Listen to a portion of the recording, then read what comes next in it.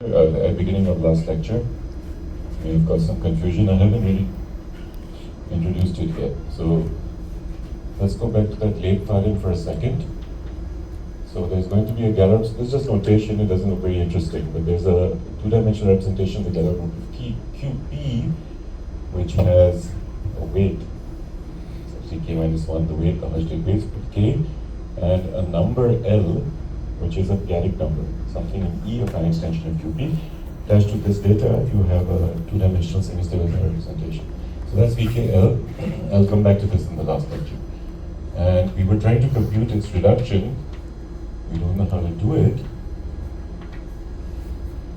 VKL bar. So this is a representation of the Galois group of QP. That looks a bit loud today. Representation of the Galois group of QP on a mod P vector space, two-dimensional. Bit of feedback over there. Yeah, so don't know how to do it, so we use the p-adic LLC to attach a Banach space to it. p-adic Banach space, as in the last lecture, we spent a lot of time talking about p-adic Banach spaces, various theorems about the Holmes number bases, etc. Right? So this is going to be a p-adic Banach space attached to this representation, which is an action of GL to QP. So on this side, maybe I can write this for once.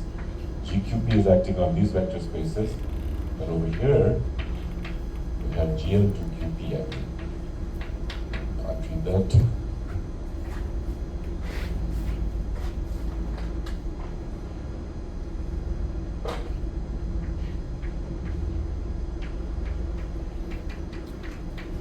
And we don't know how to compute the reduction of the Galois representation, so we compute the reduction of the Banach space instead. Which means you take a lattice in here, an OE module, and you reduce that mod P. And in the first lecture, I told you that there was a map like this, but we actually want to go the other way. The map was defined this way. This was the OE mod P LLC. So this was lecture 1. Lecture 2 and 3, that's today, and this is going to be lecture 4. So putting these steps together, you get the reduction of the Galois representation. And as I said last time, at first approximation to the truth, you can just ask whether the mod P Galois representation is a direct sum of two characters or it's irreducible. And reducible or reducible, everything's up to simplification here. So direct sum of two characters or just a two-dimensional representation, which is not. Now split it up. Right, so that's a yes-no type question, and it's fairly complicated. It's a fractal-like pattern. So we go out to the Banach space and have that. Okay, so that was, I keep reminding of that so you know where we are, but we'll only get to that in lecture 4. So today, let me do some high school level things first. Elementary notions of continuity and differentiability of p-adic functions. Differentiability.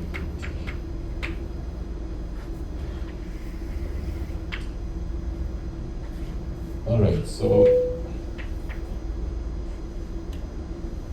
there's a p-adic logarithm function that is ubiquitous in this subject. And it depends on a parameter L. It's the same L over here. It's called the L invariant. So this was a number, just for some culture, it was a number that was introduced by maybe Tate and Teitelbaum. It turns out that if you have an L function attached to a modular form, then it sometimes, well, it has a p-adic interpolation called the p-adic L function attached to the modular form, and it sometimes has a trivial zero, just like Riemann zeta function sometimes has trivial zeros. And if you take the derivative of this p-adic L function, then it turns out that the answer that you get is the L invariant, some number L which depends on the modular form, times some fudge factor, which is the algebraic part of the L function. This is a famous theorem called the Tate-Teitelbaum conjecture proved by Greenberg-Stevens. So that's where L invariants enter the subject. But we don't care so much about global things in these lectures, just to tell you that this number L shows up in various formulas classically. So, definition. What is this log function? Which branch of the log function we want to look at. E is a finite extension of QP, as in all my lectures. There's a bit of feedback when I'm near the speakers. Should we turn the volume down a bit, or what should we do? Or should I move this away? Just near the speakers. Yeah. Just a little bit down. Yeah, so log L, yeah. Yeah, so log L is a map from QP star to E, and how is it defined? So remember, every element of QP star is a valuation e to the power of some valuation of z times prime to p root of unity. These things came out in parallel stocks. And also a unit, principal unit bound to 1 over p. Right? So this part, these two things together give you ZP star, and this thing gives you the Z part of the decomposition of QP star. And what we do is we take this 2. So it's a log function, so torsion elements should die, right? So we want to kill torsion. These are torsion elements, they'll die. But here we take P to L. So this will just apply the log formula. This will be VPZ, which is an integer, times L. And log should be additive. So we take this 2 log, the usual log. So this is log base L, right? This is the usual log of U. And if you have log of 1 plus x, then you know that it's from your school days. If you haven't forgotten that, Taylor expansion of log is that. That only makes sense on when the series converges, right? So it makes sense on x if x is in PZP. So if you have an element in PZP, 1 plus x, you can plug px in and you get a converted by series. So this part log, there's no ambiguity how to define. There's a bit of issue what to do with p. And in number theory, in all textbooks, for example, Washington's beautiful book on symptotomic fields, with the many chemical functions, etc., he takes the Iwasawa branch of the algorithm where you just take p to 0, that is 0. I never thought in my life that I'd be using other branches of the logarithm, but here we are. Right? So there are infinitely many branches of the logarithm. This is one of them. Okay, so let's study this function a little bit. Remarks?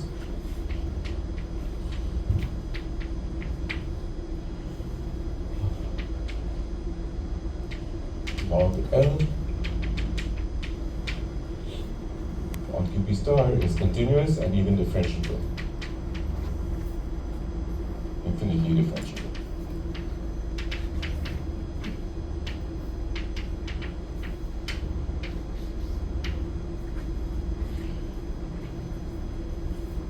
Okay, so why is this? Well, this function is continuous and Fourier differentiable, and this is sort of a discrete thing, so it doesn't really matter. So I'm write that a little properly. So write QP star as a disjoint union. Oh, I forgot to write the references of these things. So the references here are for Broy's Banach space. There's a paper of Broy in 2004, LZNS.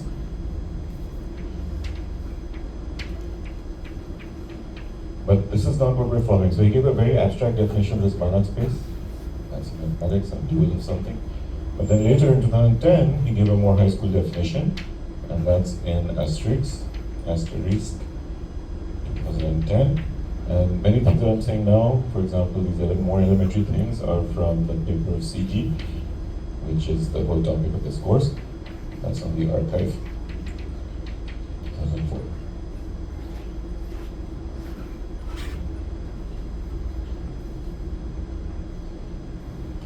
Okay.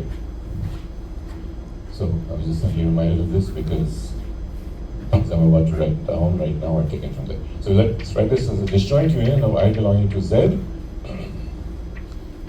Let's break it according to the valuation.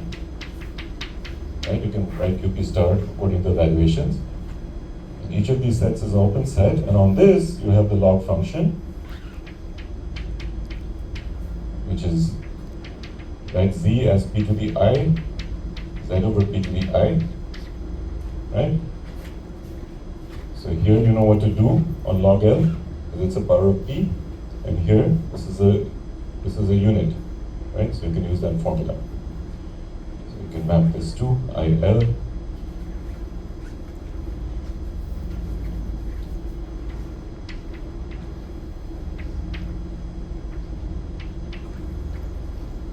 equal to IL plus log of usual log of Z over p to the n. Okay, so in each of these open sets, we have the log function, and this is the analytic, right? You just set that.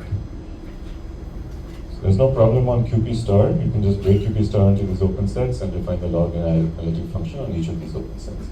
Okay, so that's not an issue. But if you notice that in the last lecture, we didn't want QP star, we wanted ZP, 0 had to be included. Okay, and so this is the main point of a lot of what I'm going to say. Mark 1 to Mark 2. However, this branch of the logarithm does not extend, this definition of logarithm does not extend it as a continuous function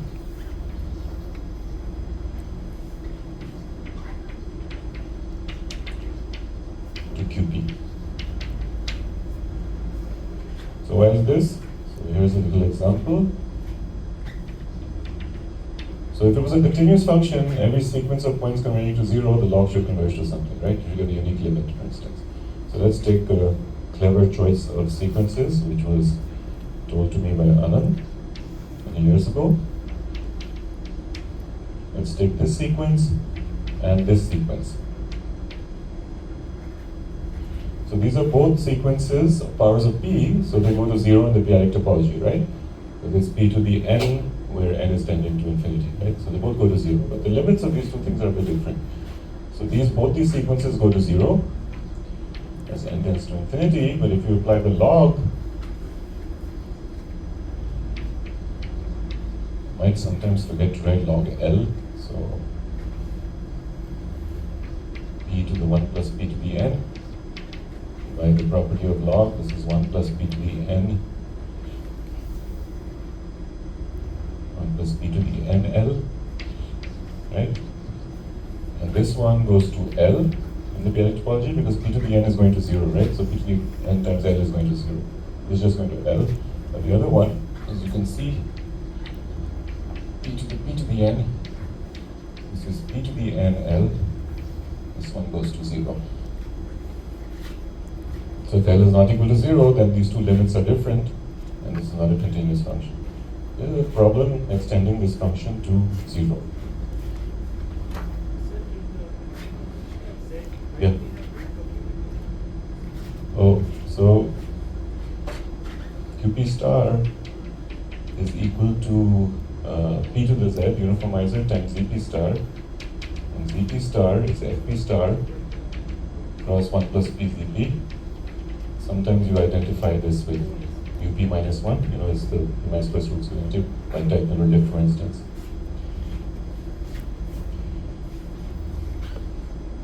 Okay, so yeah, so that's a problem. So how do we rectify this?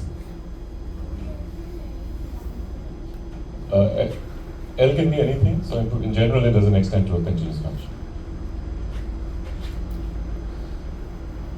For example, if you have an elliptic curve with semi-stable reduction at p, then the L invariant is log q over mod q. It's often non-zero.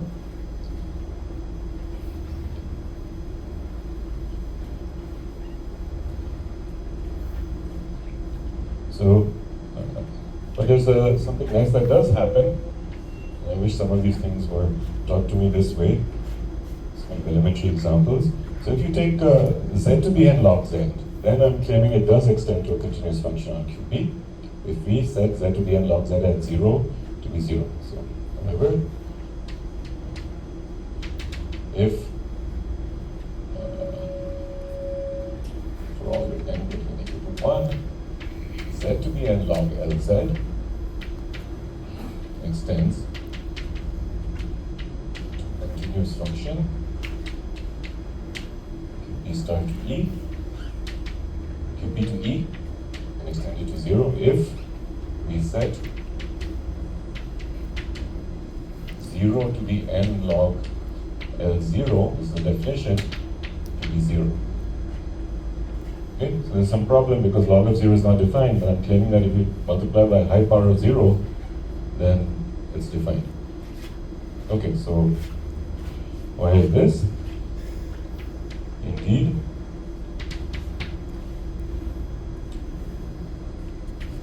let's look at the p-adic valuation of log Lz. I just erased the formula, but if you remember, it was VPZL plus log U, right? So it's a sum of two terms, and the valuation of the sum is going to be the minimum of the two terms. So this is greater than or equal to the infimum of VPL and log U. So this log U thing, which I erased down here, it's still here faintly, you can see that it's starting with an x. So if x is in pz, this is at least divisible by p, right? So anyway, log gives an isomorphism from 1 plus pzp to pzp pz. So that's where the 1 is coming from. And there was an integer multiple of vpl. So actually it's, you're adding the valuation of that integer also, but anyway, it's certainly greater than this. Okay, so that means log is bounded. So this is the key observation, this thing is bounded. So now we can see that this thing will go to 0.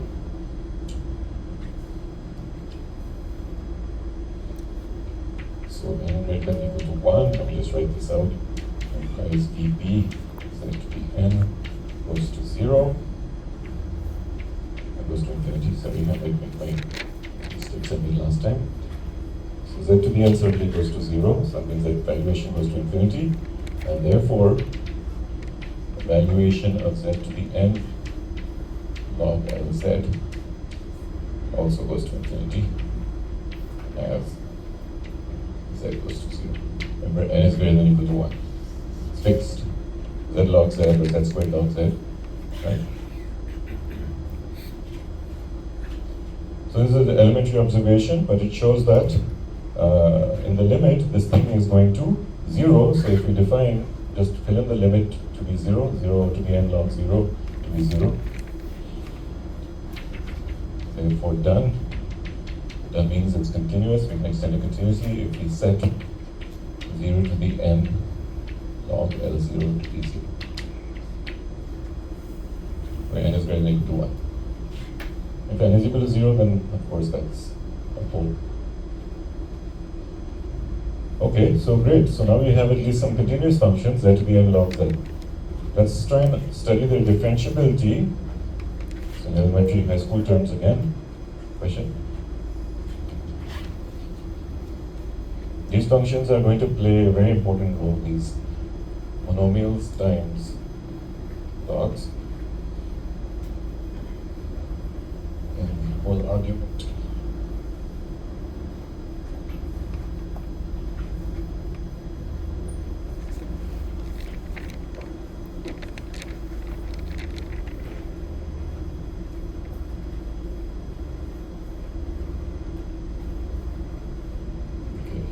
Doesn't press hard enough and I press too hard.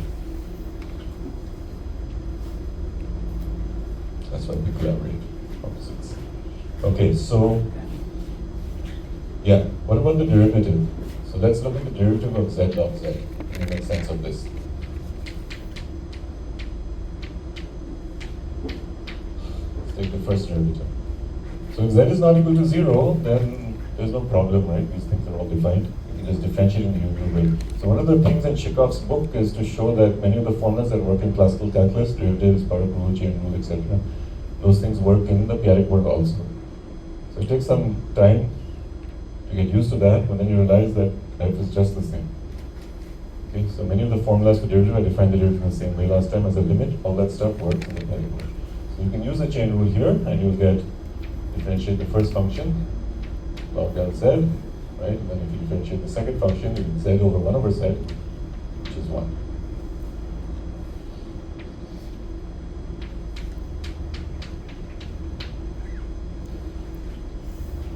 And right? Because that function is differentiable at z not equal to 0. Everything there is differentiable at z not equal to 0. Okay, well, what if z is equal to 0?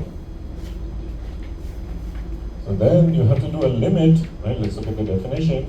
It's the limit as z log Lz minus the value of the function divided by z minus 0, right? I mean, yeah, there's a bit of too many z's here. This z is not the same as this z. I'm using z for epsilon and also for the limit, but okay, if you understand what I mean. Right, so, but what happens here? So this is 0, by definition, and this z cancels with this z, right? So what happens? We have a problem when z tends to 0 because log blows up. So this is not differentiable, does not exist. This limit doesn't exist, therefore, z log z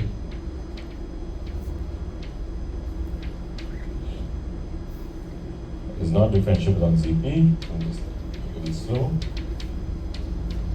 Or put in our slightly fancier language, z log z belongs to C0. It's continuous as a function on ZP, but not on C1. To restrict to ZP, for instance.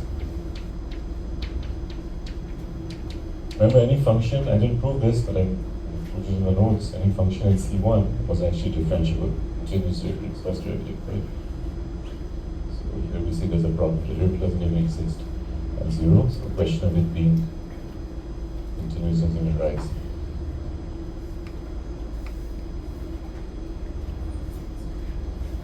Okay, so there's a problem at 0. Okay, and similarly, you can just do this elementary high school kind of stuff. Similarly, you just do some naive argument, z to the n log z, and n equal to 1, belongs to Cn minus 1 ZBE, but it doesn't belong to the next one, Cn ZBE.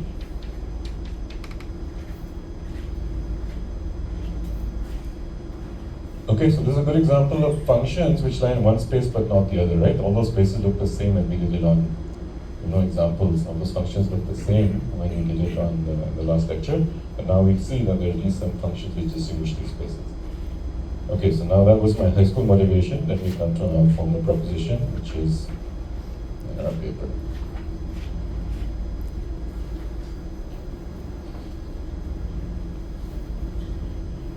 Of course, well known to experts, but we wrote some of these things up in detail.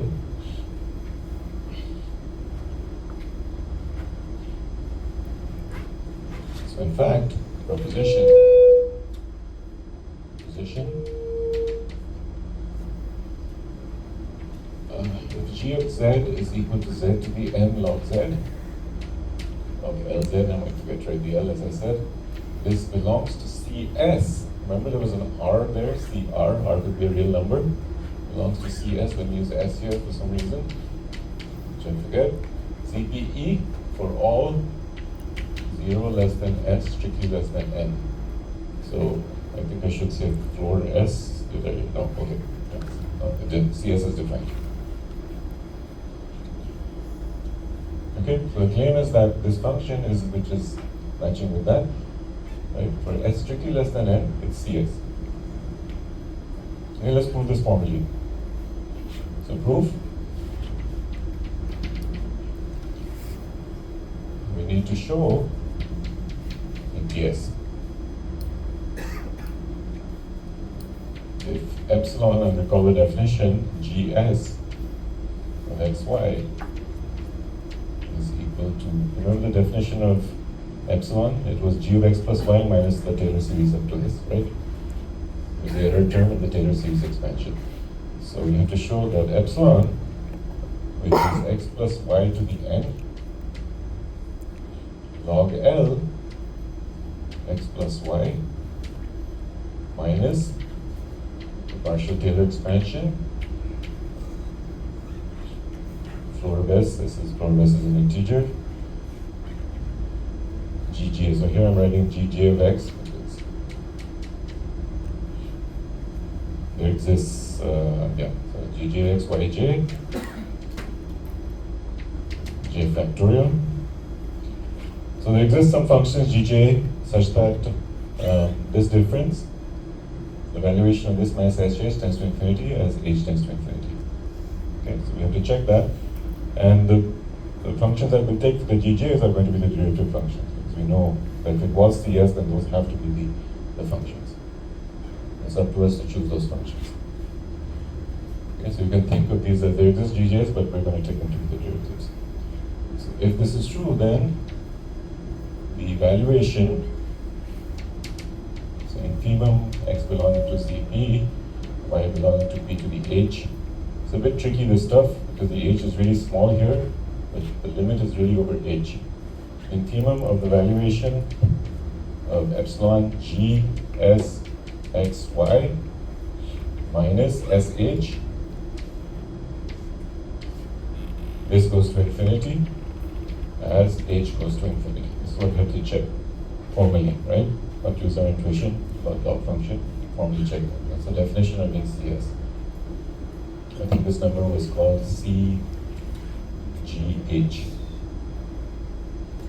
The previous lecture, this was called capital CG of H, or something like that.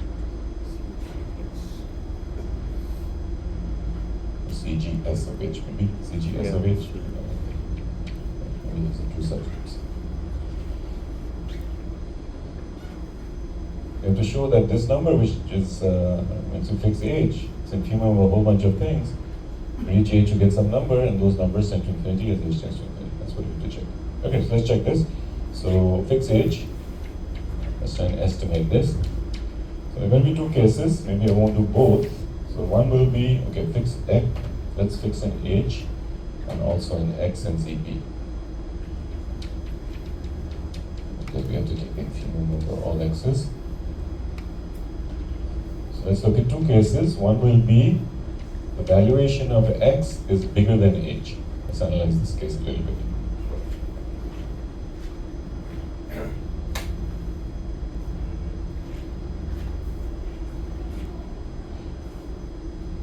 Okay, so one remark we can make immediately. So the other case will be the H's valuation of X is less than equal to H. Maybe I won't have time to do that.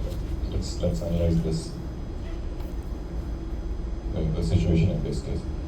The first remark is that X cannot be equal to 0.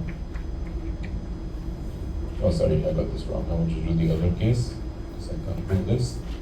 H greater than VPX. Let's do this case first.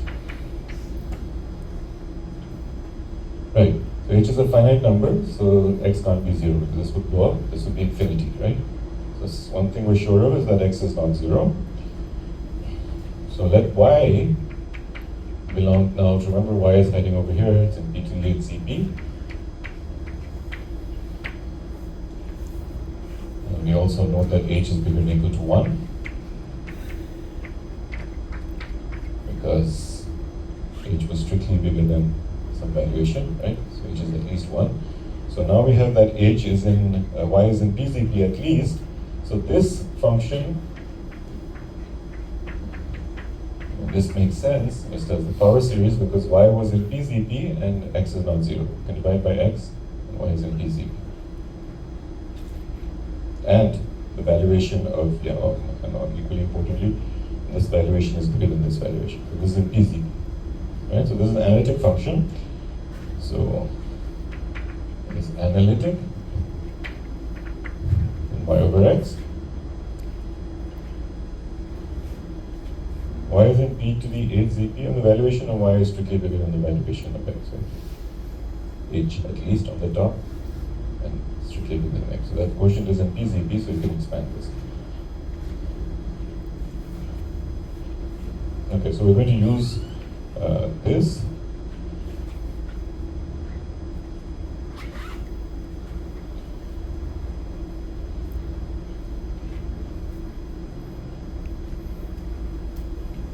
So what is epsilon?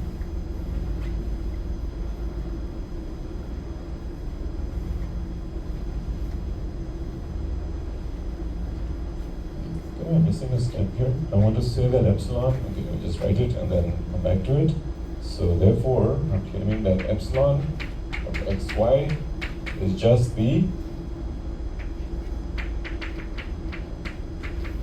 tail of the Taylor series expansion, s plus 1 to infinity, gj of x to the j over j factorial.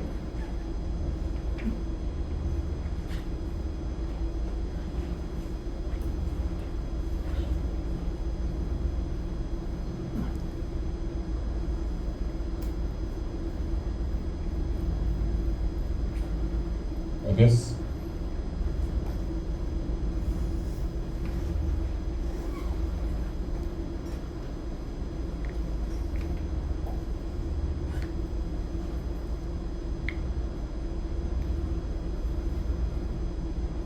so I'm kind of looking at pulling out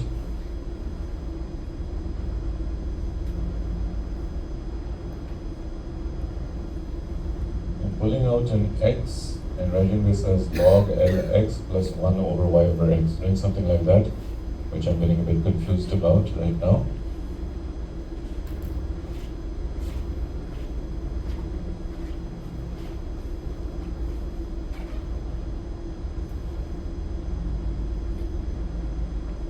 I've written my notes, this is analytic in a p to the n ball around x.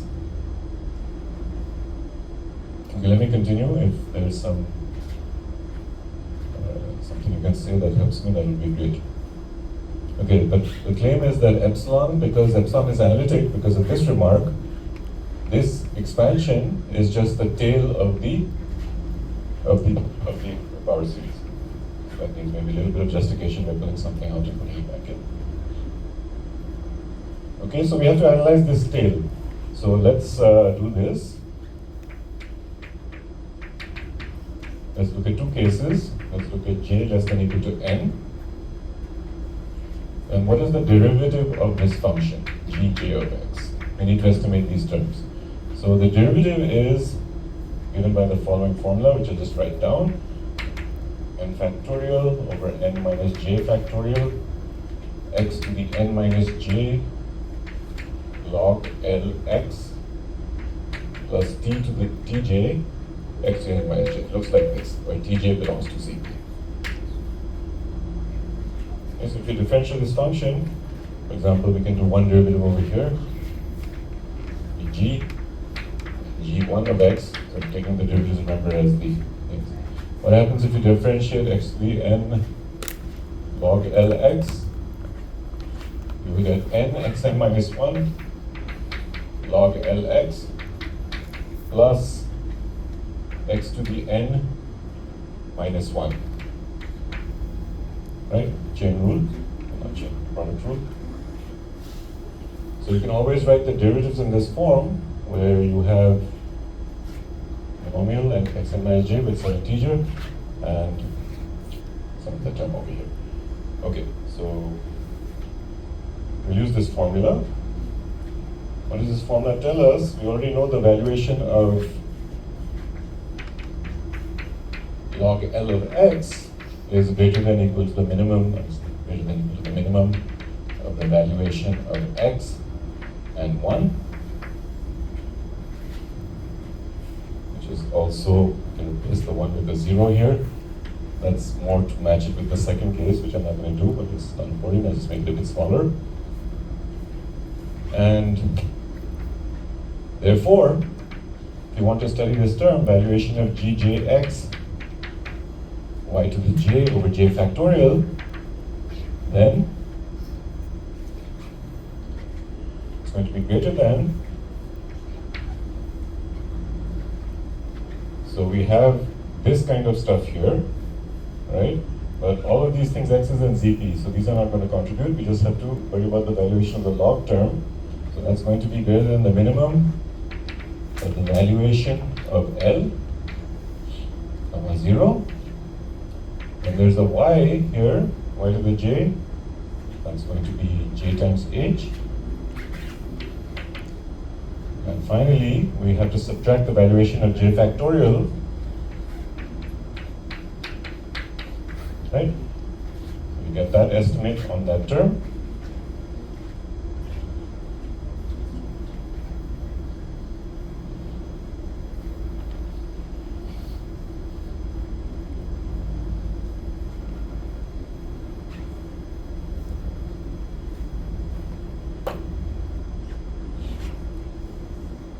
Okay, so let's estimate this. Remember, we're trying to take the valuation of epsilon. So we're looking at the valuation of all these derivatives here. So far, we have this much. I think people know that the valuation, if you do number theory long enough, there's some fancy formula for the valuation of j factorial, j minus the sum of the bags, so j divided by b minus 1. But anyway, it's less than equal to j minus b minus 1. J minus the sum of the bed, which is divided by b minus 1, exactly. So let's put that in here, and we'll get greater than equal to. And let's also use the fact that j's are strictly bigger than s plus 1, right? Using these two facts, we get that the valuation of gjx, y to the j, over j factorial, is greater than equal to the minimum of VPL0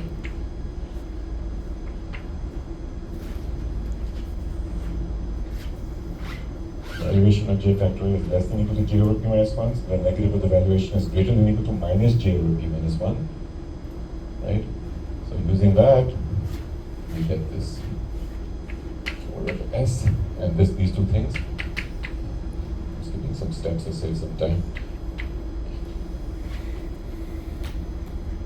H minus 1 over p minus 1. Okay, maybe I should skip steps. So let's do that in j. H 1 minus p minus 1, right? Just there's a jh, and then I use this thing that minus j is minus valuation j factorial is greater equal to minus j over p minus 1. So I use that here. There's a j there, and then this is, okay, one more step. L plus, now j is bigger than s plus 1, so we get s plus 1, so h minus 1 over p minus 1. Okay, so this is the estimate if j is less than equal to n. Also, let's estimate the derivatives if j is bigger than n.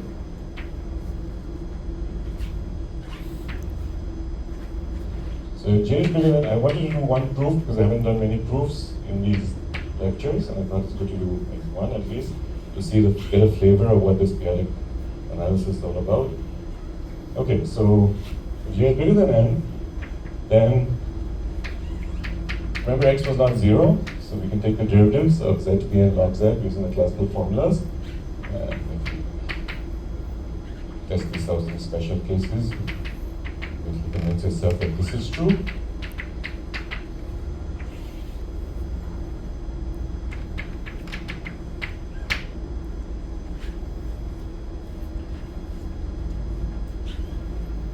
At some stage, these monomials will get smaller and smaller, will just get log, right? When you get log, you start getting 1 over x, 1 over x squared, 1 over x cubed.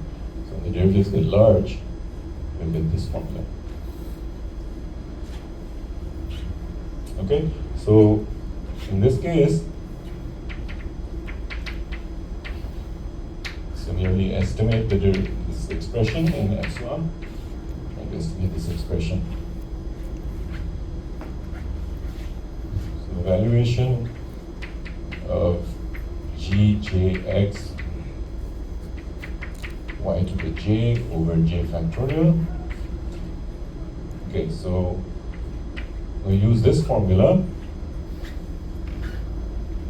All of these are integers, so the valuation can only get bigger, but this is bad. X is not 0, so you can divide by x, but this is bad. Valuation is going up a little bit, but in any case, that's bigger than minus j minus n, valuation of x, plus jh from the y term minus j over p minus 1.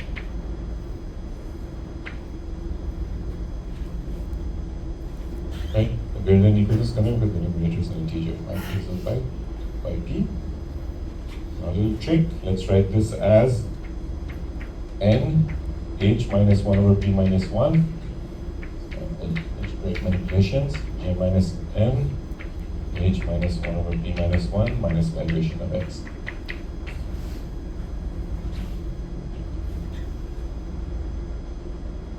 Okay, so this is true because j minus n times valuation of x is over here, negative sign.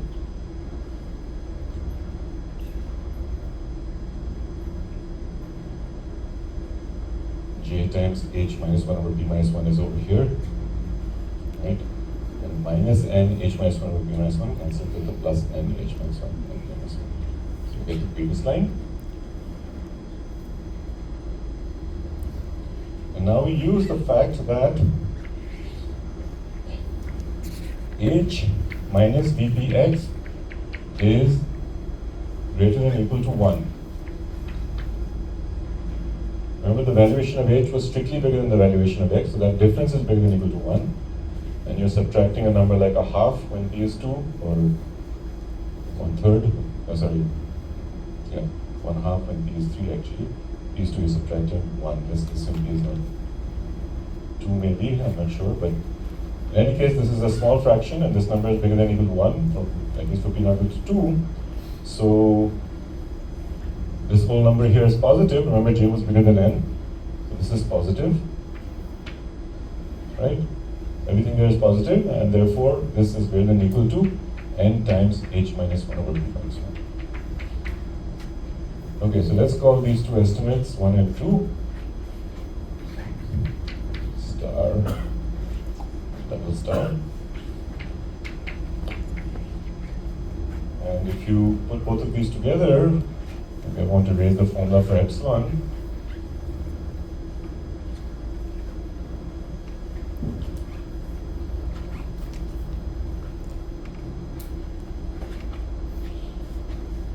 what do we see? I'm claiming that these two things together imply, so star plus double star imply that gjx y to the j over j factorial is greater than or equal to the infimum of VPL, so let's see why the 0 is important, VPL 0 plus s plus 1 h minus 1 over p minus 1.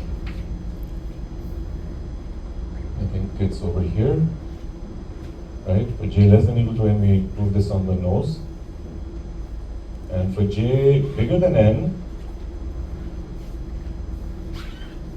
this is still true because we managed to show it's greater than or equal to, oh, did I need one more step here? Yeah, I forgot to write one more step here for double star. I'm claiming, yeah, now we have to use that n is greater than s. Okay. Let's write one more line here.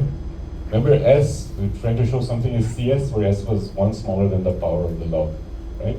So n bigger than s implies that this means that n is bigger than the floor of s plus 1. Right? If n is strictly bigger than s, you move to the little bit to the left and go add 1, and n will be bigger than that. N is an integer. So here let me actually not use this as double star, but floor s plus 1. H minus 1, p minus 1, so it matches with single star. Yeah, so we have this common term here. Maybe single star is over there. Sorry? Top left. Yeah, single star is over there, so not this one. I want to use this, I want to use this one. Thanks. Final one. So looking at these two, they have one term in common, s plus 1, h minus 1, p minus 1, but this extra term. But this term is actually basically negative. Less than or equal to 0. Because the valuation, right, it's the minimum of something and something, right? This is at most 0. So adding this is actually subtracting something. So together, you get this in both cases. What I should have said is you can add this term fakely over here because it just subtracts it more. So this will be still true. Okay, so this is the kind of classical stuff that happens a lot in the paper. Taking derivatives, doing p-adic estimates, using valuations of factorials and things like this. Right? And you get some sort of estimate like this. Now I haven't done the other case, the case where h is less than or equal to the valuation of x, but you do a similar estimate. Let me not do that. Let's pretend we've done it and let it work.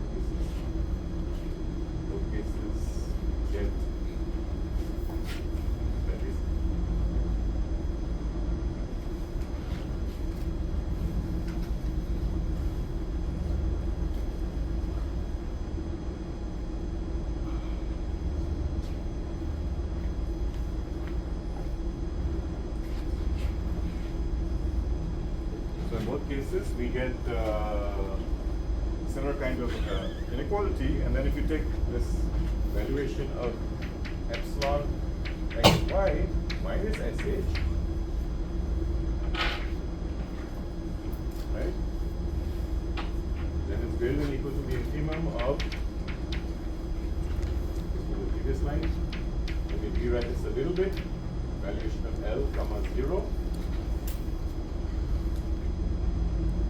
There's the little trick again. Plus floor of S plus 1 minus S. Remember, I'm subtracting SH. This SH has to play a key role, right? Because we're trying to prove something is CS. So, yes.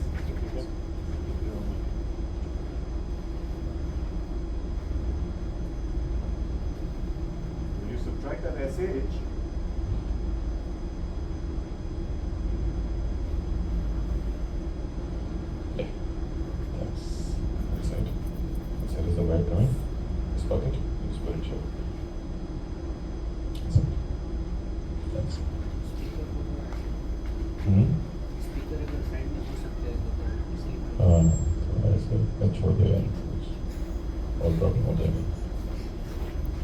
okay, so yeah, if you subtract SH from this, then I can write this as, because there's already a floor S plus 1 H here, so let me pull out the H terms and just subtract SH from the SH inside with that.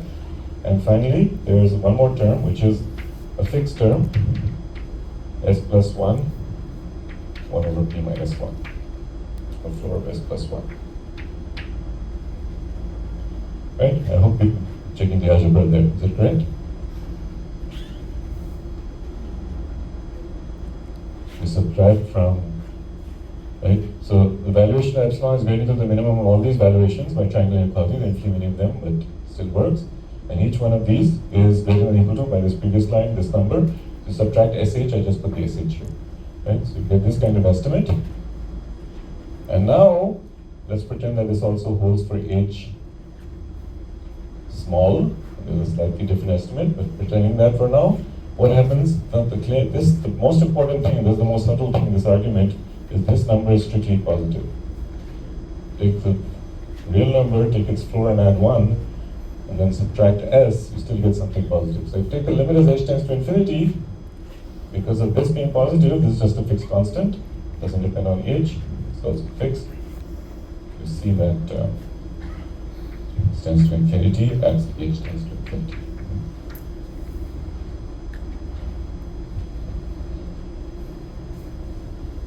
And these are kind of estimates that show up in showing that log is CS. I won't do the other case anyway, I have to do it before I took the limit as h tends to infinity.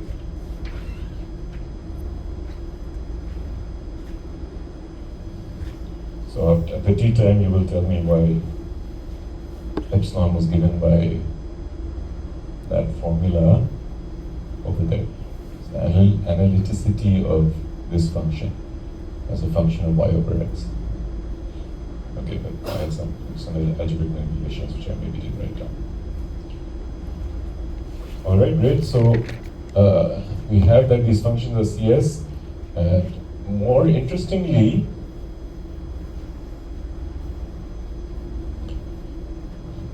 we want to take a certain linear combination of these functions.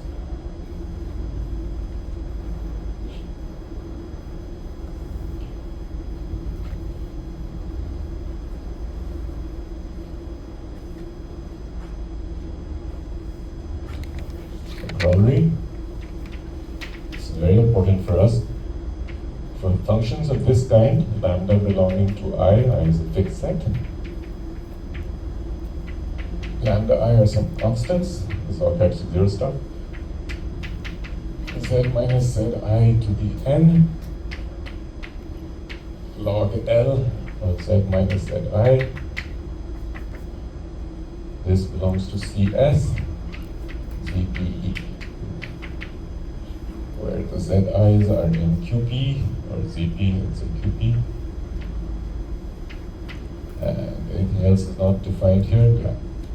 So this is the same result, except instead of taking one function, instead of taking z to the n log z, I translated this by zi's, and then I added up finally many of them, and I multiplied by some constants lambda I. right? So this will also be in CS. And just to connect lectures, you may say, how can you translate log z to log z minus 1? You can do things like that. But there was one of the propositions that I stated but didn't prove was that the composition of CS functions is CS. Right? So certainly z going to z minus 1 is a CS function. Simply differentiable. So if you plug that in, translations plus, yeah, and sum of CS function is definitely CS, right? So vector space, so this will be CS. Let me just give a nod to proposition 5.6 in Cold Maze, but this was in page 29 of my lecture notes. Composition of CS is CS. And sum of CS is certainly CS. So therefore done. So maybe it's maybe that QP should be replaced by ZP. That's what we use, right? We use only ZP, maybe, yeah. But I think this works for QP. No? ZP to ZP we need the functions, right? Okay. Maybe to the composition, that's true. Okay. I was wondering about that over here. It's restricted to ZP. Anyway, all our functions will be something like z minus 1, z minus 2.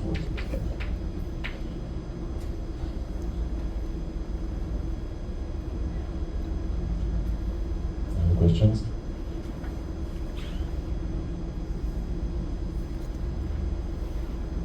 Okay, so these are some basic kind of functions which are CS for s strictly less than n. I should have said for s less than n here. I forgot to write that. S strictly less than n.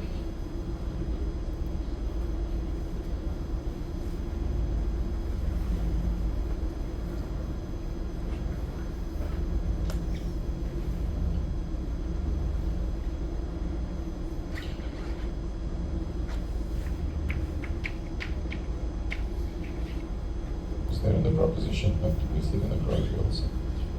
All right, next section. We can come now to the definition of Royce-Banach space finally.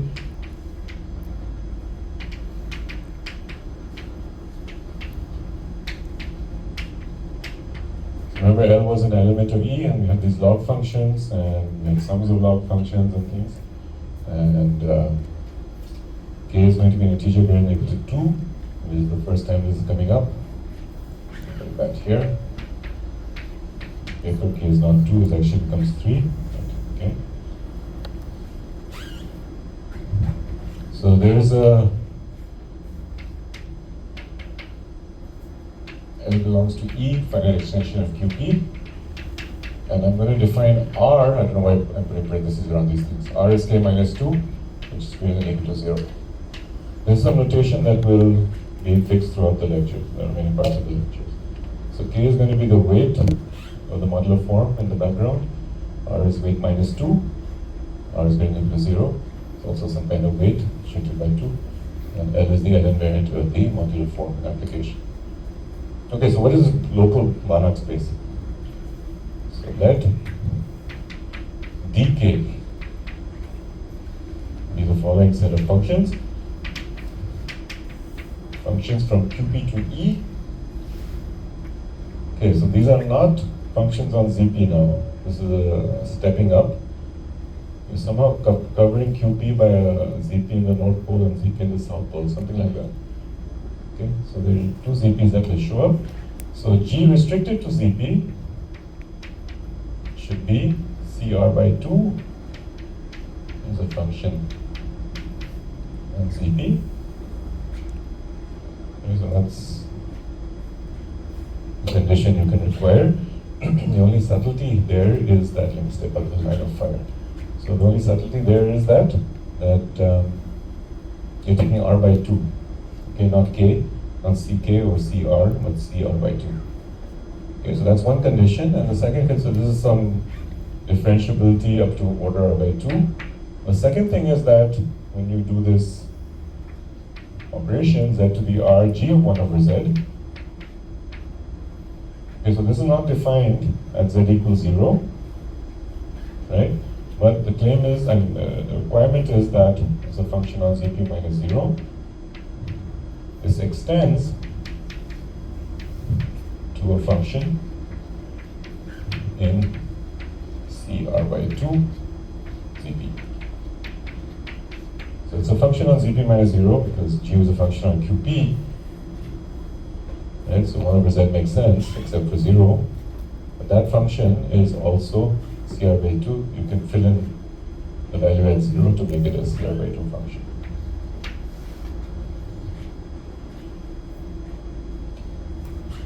Okay, so this is yet not, we're going to define a valuation on this, but this is not yet the Banach space. So let V dk, to follow Gomez's notations from the previous lecture, be the minimum of the CR by 2 valuation of G restricted to ZP. Remember, this is CR by 2.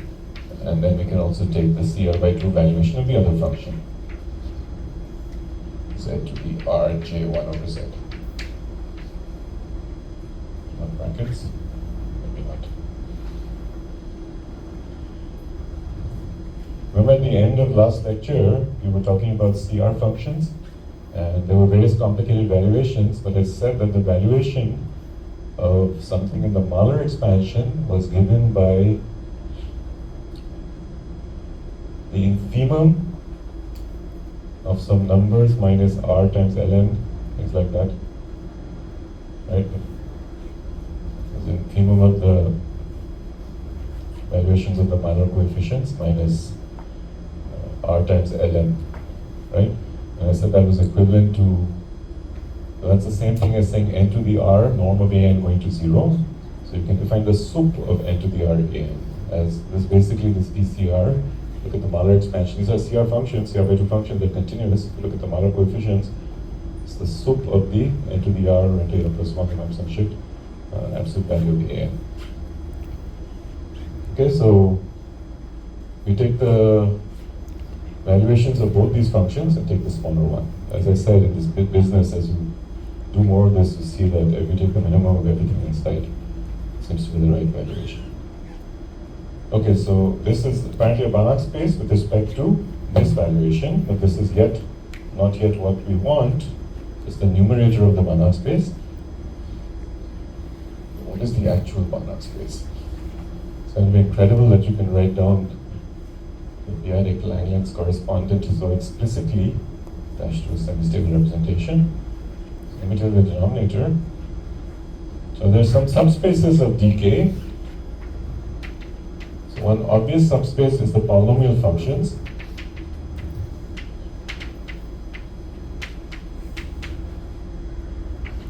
G is a polynomial of degree less than or equal to r. So it's called pk, but r is k minus 2. Right, polynomials are CR for CS for any S. So, and if you do this Z to the R 1 over Z thing, you'll get another polynomial, right? With the polynomial of degree R. So if you take the reciprocal polynomial and multiply by Z to the R, you still get a polynomial. So that will be another polynomial, so it will be CS for any S. So certainly this is a subspace inside dk. Okay, but this is not actually, dk mod pk is not going to be actually the Banach space. It is something a bit more subtle. This is sitting in dk. I just mentioned this orally. But we are going to look at such functions. So pk plus some additional functions. Polynomials plus the span of these two spaces. So here is where those functions come up, which I just erased. Summation I belonging to I, lambda I, Z minus Zi, log L of Z minus Zi.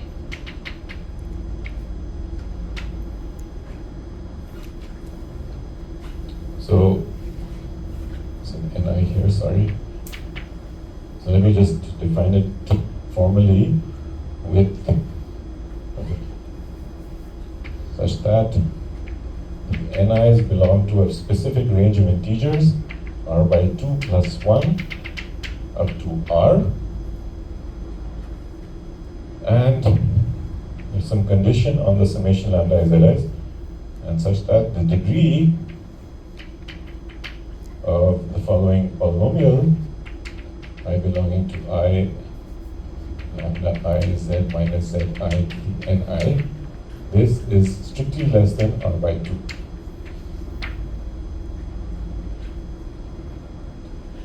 It's a very strange looking bunch of conditions, but very concrete, right? It's remarkably concrete.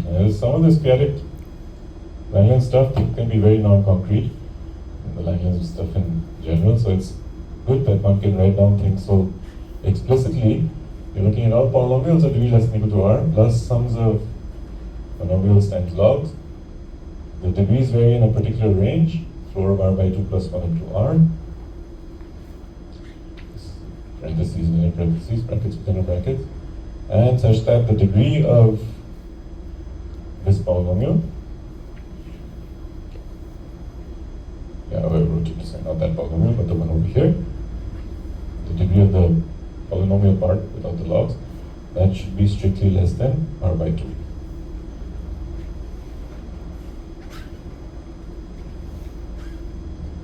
Okay, so finally we can define the Banach space. And this is one of the main goals of lecture 3.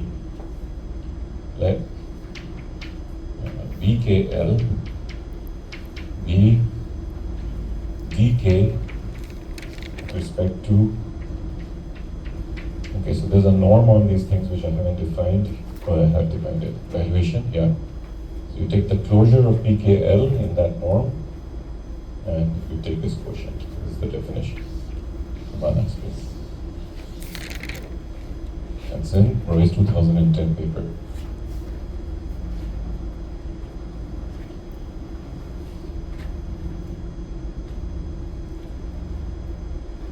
So basically CR by 2 functions modulo some kinds of log functions.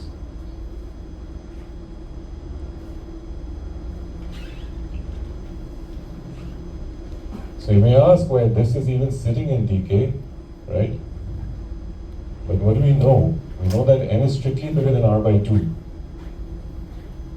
Right? The ni's are strictly bigger than r by 2, so we know that the denominators, this function occurring in the denominators, their exponents here are bigger than r by 2, so they're all CR by 2. Right? So this condition, the first condition is trivial for the log functions, right? On that board. That's a nice sanity check, cross check.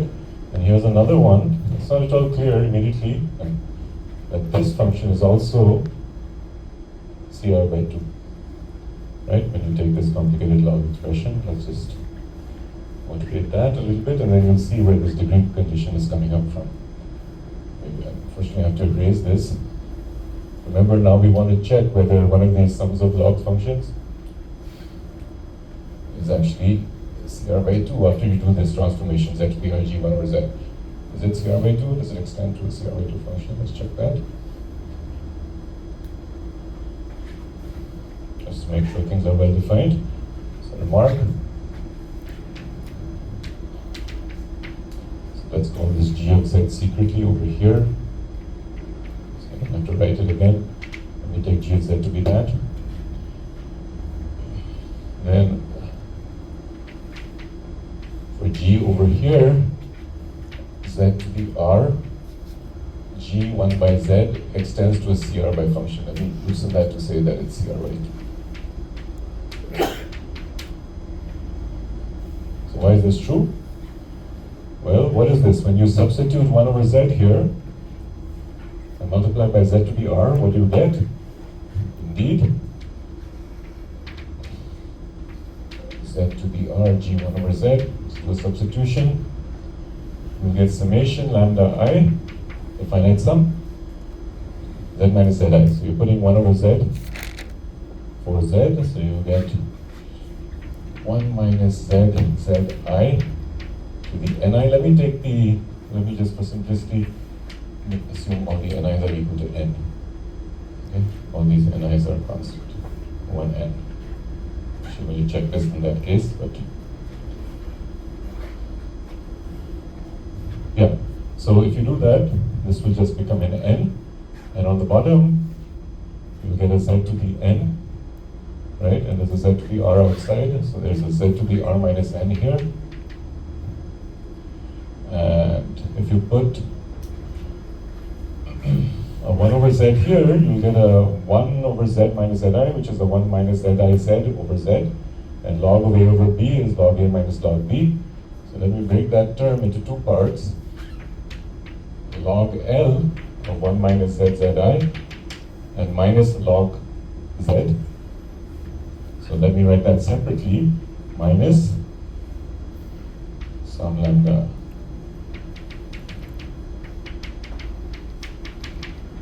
I.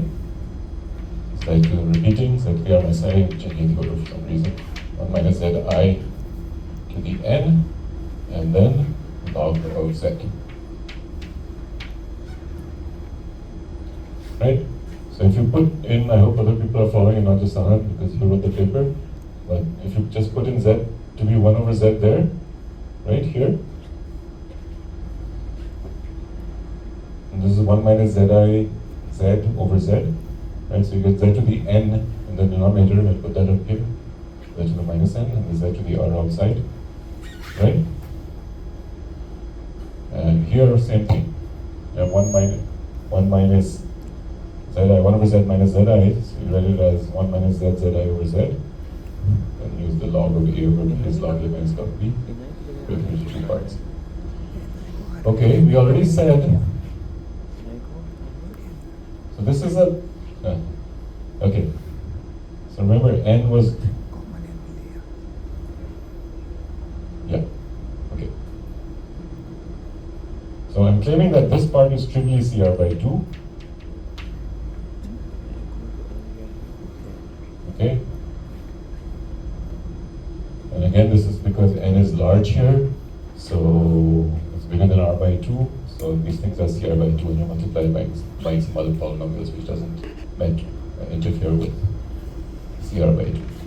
If we drop this for a second, then this is CR by 2 because n is large, and it's composition of CR by 2. We already did this once. So this part is CR by 2. What about this thing? This doesn't look so CR by 2. So now we have to use a trick here. So we'll expand this part in the following way. Let's write this as, use the binomial expansion on that. So sum k equals 0 to n choose k, minus 1 to the k some sign, plus minus 1. I don't know. Minus 1 to the k. Sum, let me commute the index over I inside. You get inside, set I to the k, z to the r minus n plus k log Lz. Write the whole thing. So I'm using the binomial expansion on this, summation n choose k, some sign, and I'm collecting the lambda I terms with the zi to the k terms, and there's still a z to the k because it's z to the k, zi to the k, so there's a zk outside, but there's also z r minus n. So you get something like that. Okay. So now we use this degree condition. What is this degree condition doing? It's saying that as a polynomial, the degree is not too big, right? Even though the ni's can be n, and n can get large up to r, the degrees of this polynomial are not too big. They're smaller than r by 2. Okay? So that means that these sums, just unwind that, claiming they're 0 for k less than equal to n minus r by 2. Right? For example, for k equals 0, it's the top degree term, right? And we don't want that to be there. So for k less than equal to n minus r by 2, all these sums vanish. What does that mean? That means that I'm claiming this number is bigger than r by 2.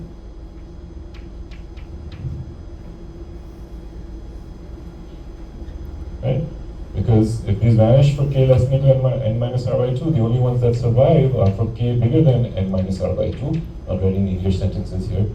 The same thing going on with the opposite sign. So all these sums vanish for k less than equal to n minus 2. Which ones survive? The ones for k bigger than n minus 2. So if you do r minus n plus k, add r minus n to both sides, you're left with r by 2. Okay, so this expression here is non-zero.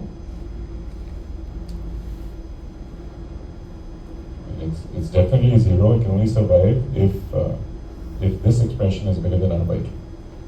What does that say? That says that the power of z is bigger than r by 2, so this will also be, remember, it's power of something bigger than r by 2 times log is a CR by 2 function, right? So this is also a CR by 2 function. So this looks very mysterious, but it's basically some condition at infinity. It's guaranteeing that z to the r g1 over z is also a CR by 2 function.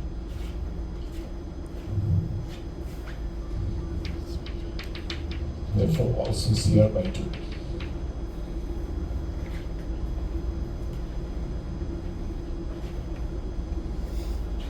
Any questions?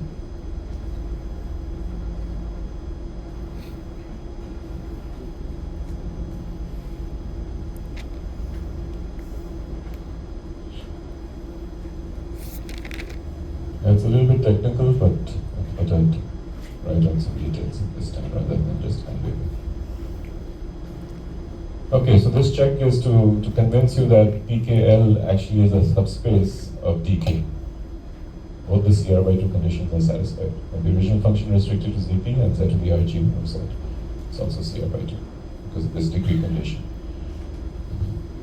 Okay, so we have now a vector space, a Banach space. Yeah, it's not totally clear to me what the norm is on this Banach space, this quotient norm, because you divide it by pk bar, but maybe that's not so serious. A little bit more interesting is perhaps what is the action of GL to QP. So G is equal to GL to QP, acts on dkl via the action on the numerator. So via the following formula, A, B, C, D, straight feedback again, G of Z is equal to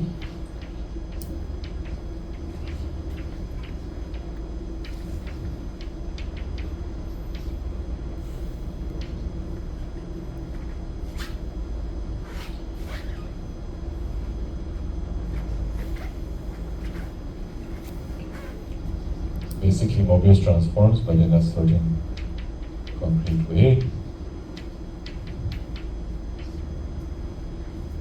So this is the formula for the action of a function in the numerator. You just take g of z to g of az plus c over bz plus d, and multiply by bz plus d to the r in front, and there's a determinant factor to the r by 2 norm of determinant.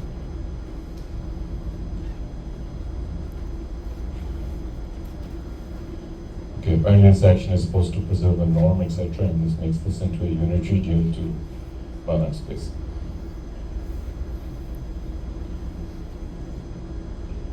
Okay, great.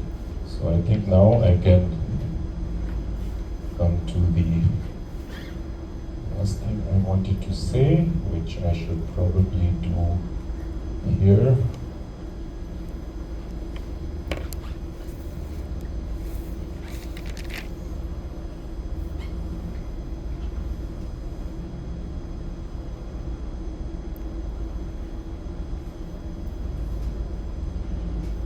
Okay, so now we have a Banach space. We want to define a lattice in the Banach space.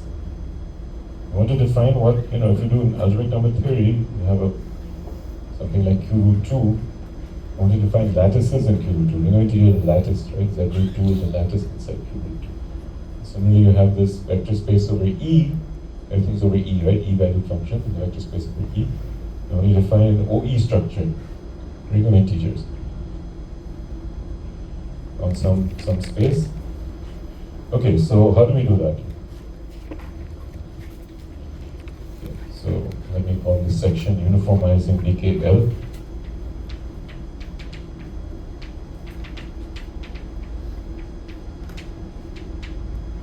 And its reduction.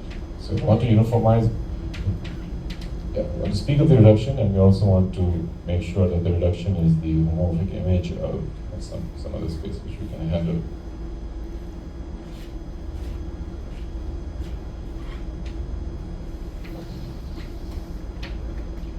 All right, so if you don't mind, I'll erase this thing that I wrote last because it's blocking this board.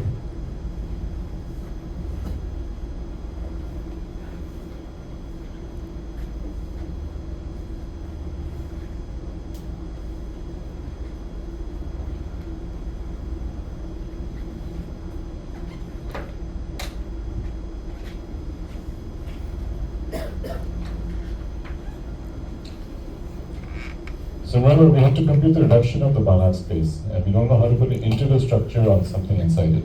So we're going to uniformize it by another vector space which has some sort of canonical integral structure, and then push the integral structure from the big guy on the left to the guy on the right.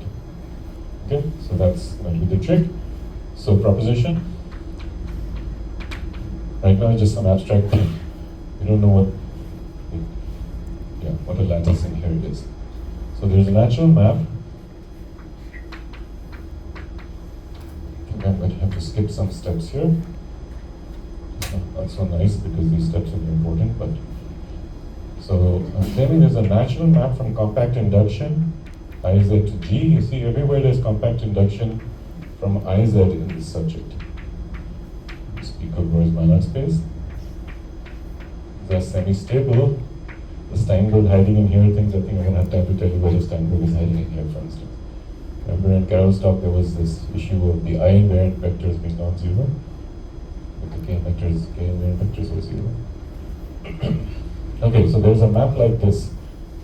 This map is not quite surjective because BKL is complete, but it has dense image. So I don't want to put two arrows here, it's not quite right. But you can think of this essentially as surjective. Sorry. Sim k minus 2. Sim R.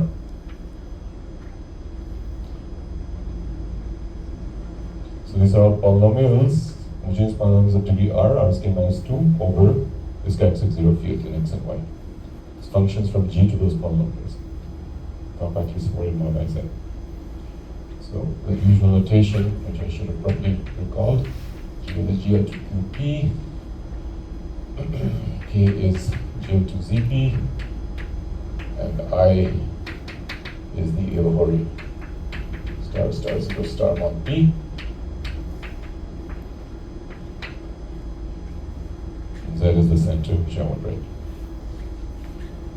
Okay, so in the first lecture you saw also this square bracket notation for functions here. It came up yesterday also.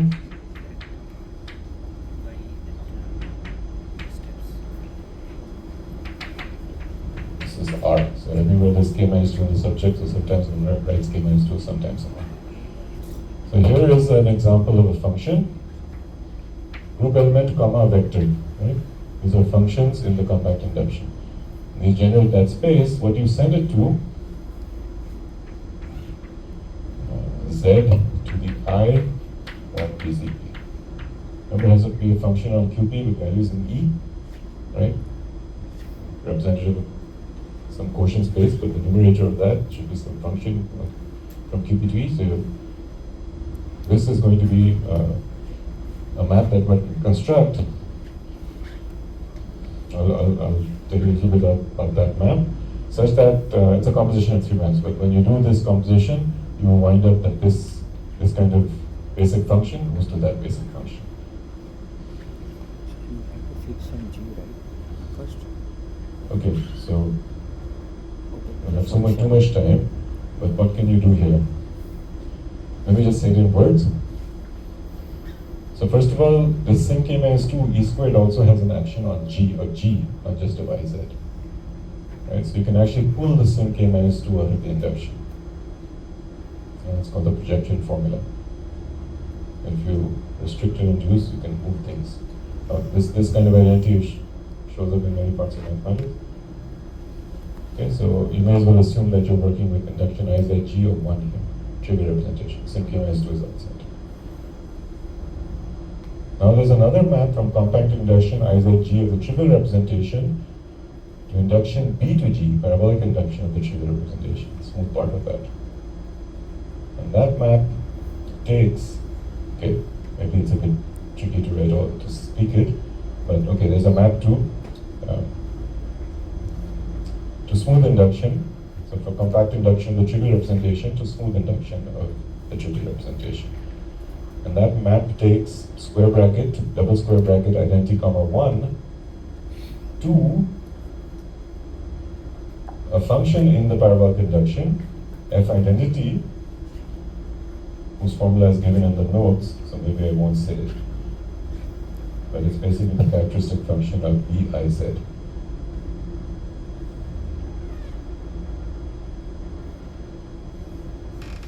If you plug in some lower triangular matrices into that function, you actually get one PZB. So that's explained in those notes.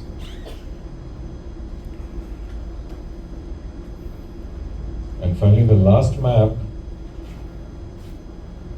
So given a polynomial and a function on G, you have to come up with a function of this kind. And what you do is a function xy, you have polynomial in xy and a function on G. So what you do is you set x to be z and y to be 1. So that makes that polynomial part into a function of z.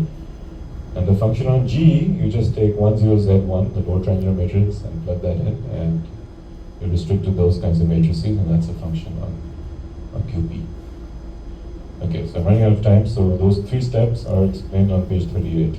How to write down this function in terms of very canonical maps.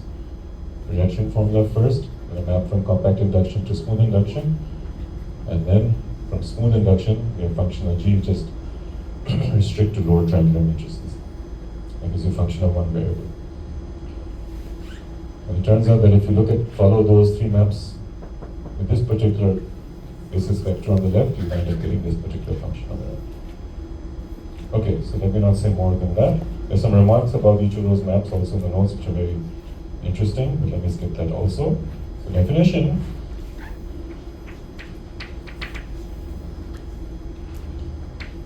Here's the lattice, theta KL, theta for lattice, the image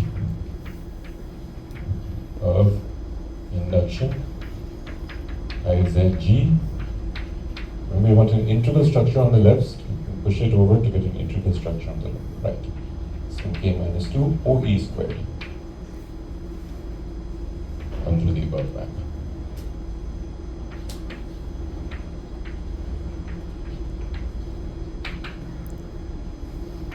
Star, map star above. This is a theta, and that's supposed to be an O.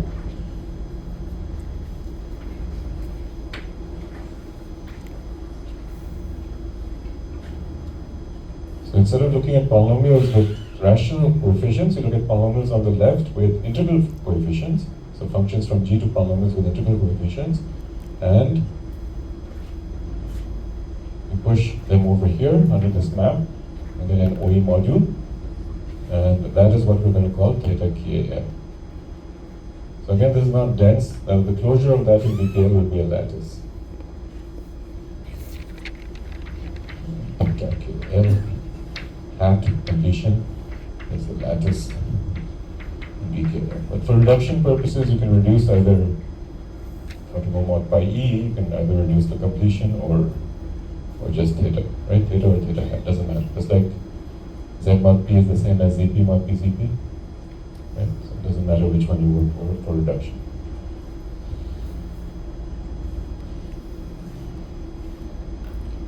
Okay, so finally,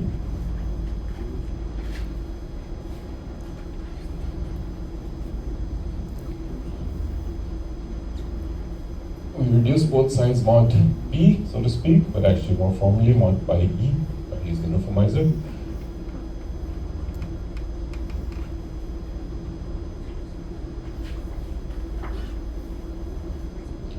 So going modulo by E, get a map from compact induction IZ to G of sim.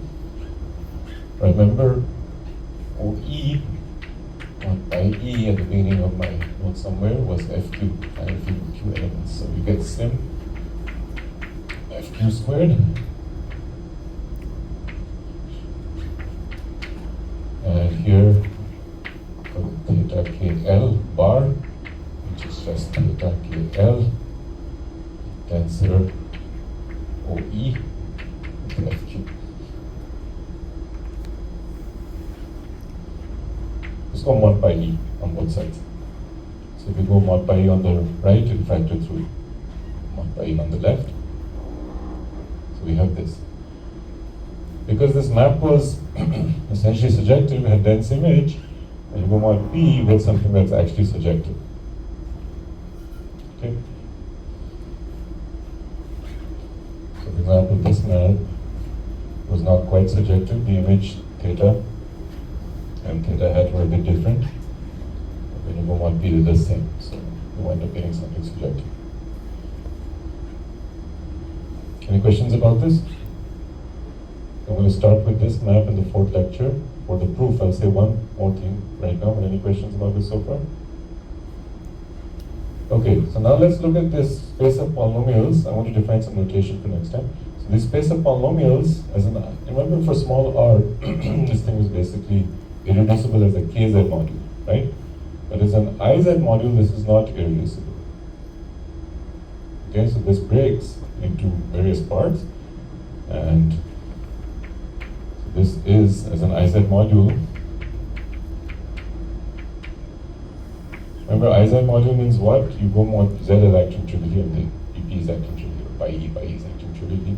So as an I module, how does the action? You reduce it mod p, so you get something in the Borel, right? And you have to see how the Borel is acting on various things, right? And Borel almost preserves monomials. And if it was a torus, it would preserve monomials. But the Borel is almost preserving monomials if you go modulo monomials of smaller degree, right? So if you look at x to the I, x to the r minus I, x to the r, x to the r minus 1, y, x to the r minus 2, y squared, the torus preserves them because x is going to ax and y is going to dy. The Borel is not quite preserving them, but if you go modulo something of smaller degree, it will preserve them. So putting that together, formally, you can see that this has a filtration d to the r in terms of those characters I defined on the first day. D to the r, d to the r, a d to the r minus 1, a squared d to the r minus 2, down to a to the r.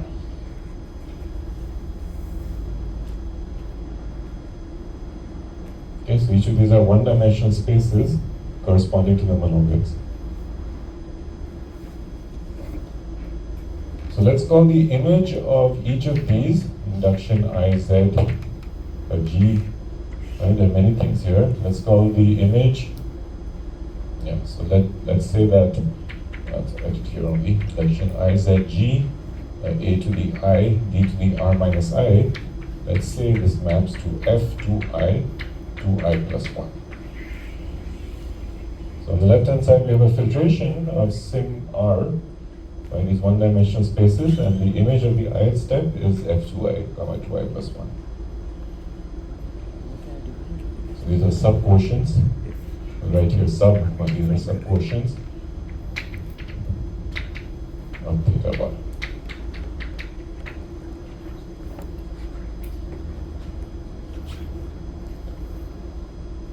Okay, so what have we done so far? We have a Banach space, we have a lattice, we reduce the lattice mod P, we uniformize it by something quite concrete.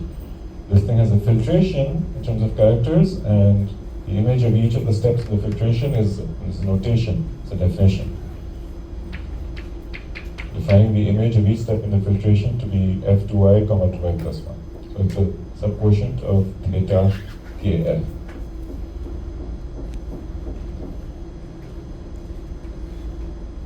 Okay, so next time we'll study these subquotients and then use the Hardy mod PLLC to get the reduction of the color representations. For example, just to summarize the whole lecture in one line, it could happen that for all these characters, so for all the i's here, so I is varying between 0 and r, it may happen but one of these are 0. Let's say that happens. And one of them turns out to be a supersingular representation, something like that. Right? This could happen. In that case, you can invert the Hardy mod PLLC, as I was doing in the diagram at the beginning, and read off the Ghate representation because you know what the supersingular corresponds to. Corresponds to a certain irreducible Ghate representation. Right? So you have complete information about these subquotients, most of which are 0. Usually one survives and it's supersingular, or two adjacent ones survives, and each one is a principal series of a certain kind. Right? And so it's a direct sum of two principal series. And then in that case, you can actually use the Hori mod p-adic and say that you get something which is reducible, so direct sum of two principal series. Okay, so now the number 3 part is really going to start. This was all sort of setting up the problem. You have to compute these actual things, and then I'll try and give some examples of how that's done next time.